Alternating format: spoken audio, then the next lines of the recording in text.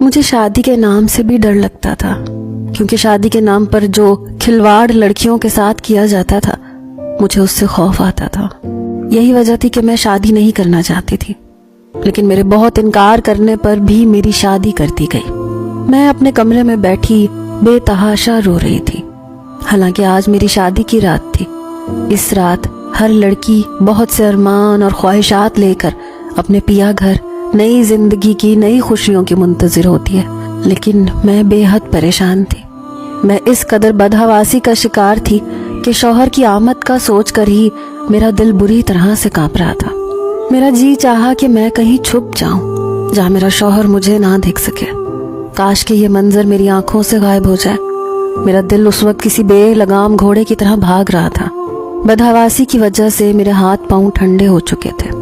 خوف کے مارے مجھے اپنا دم گھٹتا ہوا محسوس ہو رہا تھا کہ جب کمرے کا دروازہ کھلا اور میرے شوہر نواز کمرے میں داخل ہوئے، اسے دیکھ کر میری آنکھوں سے ٹپ ٹپ آنسو بہنے لگے۔ خوف کے مارے میں نے اپنے بیڈ کی چادر کو اپنے ہاتھوں سے دبوچا تھا۔ میں ضبط سے گزر رہی تھی۔ جیسے جیسے میرا شوہر میرے قریب آ رہا تھا، میرا پورا وجود ہولے ہولے لرزنے لگا تھا۔ وہ میرے پاس آ کر بیٹھ گیا۔ کچھ دیر میرے حسین چہرے کو بڑی محویت سے دیکھنے لگا۔ میں بے حد خوبصورت تھی اور یہی میرے لیے میرا سب سے بڑا مسئلہ بن چکا تھا۔ جیسے ہی اس نے اپنا ہاتھ میرے ہاتھ پر رکھا تو اسے اتنا سرد پا کر مجھ سے کہنے لگا، کیا بات ہے روبینہ، تم اس قدر نروس کیوں ہو؟ اب میں اسے کیا وجہ بتاتی کہ مجھے شادی سے ڈر لگتا ہے؟ میں نے نفی میں سر ہلا دیا۔ میں نے کہا کچھ نہیں۔ وہ کہنے لگا، پھر تم اس قدر گھبرائی ہوئی کیوں ہو؟ میں نے دھیرے سے کہا کہ مجھے اس رشتے سے خوف آتا ہے۔ میری بات سن کر وہ ہنسنے لگا، میرا ہاتھ تھام کر مجھے تسلی دینے لگا، کہنے لگا پریشان نہ ہو۔ میں نے کہا مجھے بہت ڈر لگ رہا ہے۔ وہ کہنے لگا اس میں ڈرنے کی کیا بات ہے؟ میں نے کہا مجھے خوف آتا ہے، پتہ نہیں کیسے ہوگا سب کچھ۔ وہ کہنے لگا دیکھو اس کا ایک حل ہے میرے پاس۔ میں نے پوچھا وہ کیا؟ میری اس بات کو سن کر اس نے میرے ہاتھوں کو تھام کر مجھے تسلی دی۔ اس کے بعد وہ اٹھ کر کھڑا ہو گیا، پھر چلتے ہوئے الماری کے پاس گیا، الماری کھولی، ایک میڈیسن لا کر مجھے تھما دی، ساتھ میں پانی کا گلاس دیا، کہنے لگا یہ گولی کھا لو۔ میں نے کہا یہ کس چیز کی گولی ہے؟ نواز کہنے لگا تمہاری تمام پریشانیوں کا حل اس گولی میں ہے۔ نواز کی بات کو میں سمجھ نہیں پا رہی تھی۔ میں اس وقت بے حد گھبرائی ہوئی تھی، خوف سے میری جان نکل رہی تھی۔ میں سوچنے لگی کہ آخر میری پریشانیوں کا حل یہ ایک گولی کیسے ہو سکتی ہے۔ بہرحال میں نے گولی کھا لی۔ نواز میرے قریب آنے لگا۔ اس نے میرے دونوں ہاتھوں کو تھام کر اپنے ہونٹوں پر لگایا، مجھ سے اپنی محبت کا اظہار کرنے لگا۔ میں یوں تھی کہ جیسے مجھ پر لرزہ سا طاری ہو چکا تھا۔ آہستہ آہستہ نواز نے مجھے اپنے حصار میں لے لیا، مگر میں خوف کے مارے اپنا آپ اس سے چھڑوانے لگی۔ لیکن پھر میں نے محسوس کیا کہ جیسے میری آنکھوں میں ایک خماری سی اترنے لگی ہے۔ میں نیند کی آغوش میں جانے لگی ہوں۔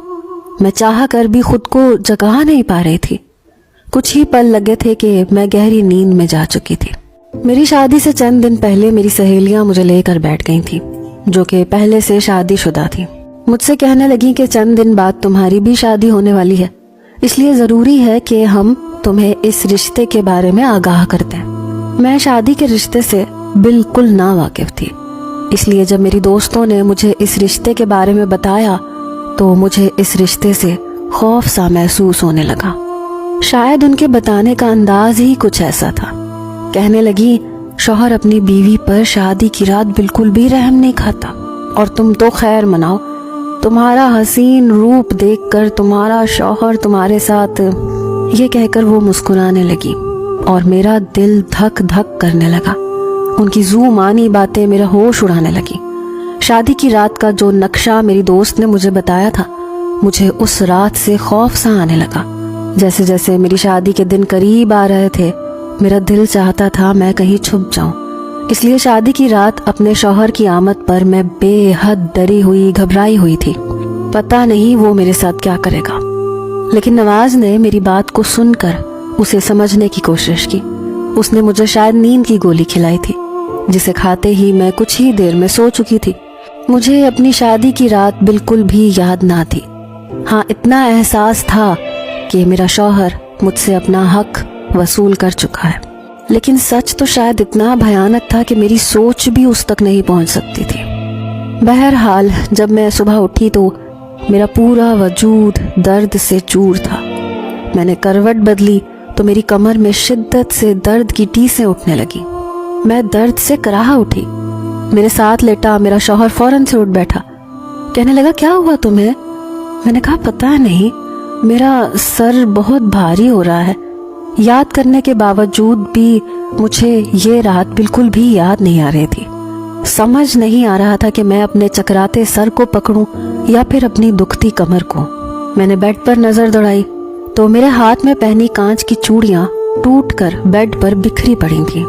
मैंने बमुश्किल अपना तकिया बेड के क्राउन के साथ लगाया। हाथों को बेड पर रखकर बमुश्किल उठकर बेड क्राउन से टेक लगाकर बैठी। मेरे बाल खुले हुए थे और मेरी बिखरी हालत मुझे इस बात का एहसास दिला रही थी कि मेरे शौहर ने मेरे साथ नरमी वाला मामला नहीं किया था। मैं चाह कर भी अपने दर्द की शिद्दत को जब्त नहीं कर पा रही थी, इसलिए मेरी आंखों से आंसू बहने लगे। मुझे यूं रोता देखकर नवाज भी उठकर बैठ गया। कहने लगा, देखो, ये सब तो होता ही है। तुम्हें अपने आप को इस बात का आदी बना लेना चाहिए। अब खूबसूरत बीवी हो तो इंसान कैसे अपने जज्बात पर काबू पा सकता है? फिर तुम रात को बहुत ज्यादा खौफजदा लग रही थी। मुझे लगा अगर मैंने तुम्हें मेडिसिन ना दी तो तुम मुझे अपने करीब भी नहीं आने दोगी, और मैं अपनी ये रात बर्बाद नहीं करना चाहता था। ये कहकर वो उठकर वॉशरूम में चला गया। लेकिन मुझे अपना वजूद इस काबिल भी नहीं लग रहा था कि मैं उठकर खड़ी हो पाऊं। नवाज अपने घर में अकेला रहता था। उसके वालिदैन हयात ना थे। पहले तो मेरे वालिद इस रिश्ते पर राजी ही ना थे। कहने लगे, अकेला अकेला लड़का है, हमें तो ऐसे रिश्ते समझ में नहीं आते। लेकिन फिर मेरी वालिदा कहने लगी कि ये नौजवान अच्छा खासा कमाता है, अपना घर है, अब अगर उसके वालिदैन हयात नहीं है तो इसमें उसका क्या कसूर है? आपने अच्छे से छानबीन तो करवाई है। इस रिश्ते में किसी ने कोई भी बुराई या नुक्स नहीं निकाला। अच्छा है मेरी बेटी पर ससुराल का बोझ नहीं होगा। मैं नहीं जानती थी कि शादी की रात ही मेरी ऐसी हालत हो जाएगी कि मैं खड़ी होने से भी कासिर हो जाऊंगी।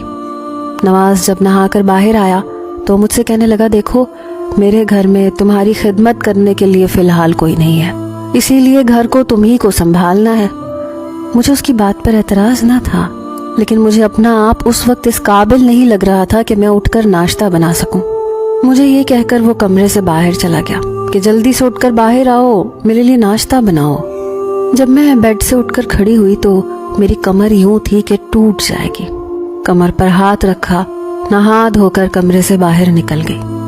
नवाज लाउंज में ही बैठा फोन पर किसी से हंस हंस कर बातें कर रहा था, लेकिन जो बातें वो कर रहा था उसने मुझे शर्म से पानी किया था। वो गुजरी हुई रात के लम्हात ना जाने किसे बता रहा था।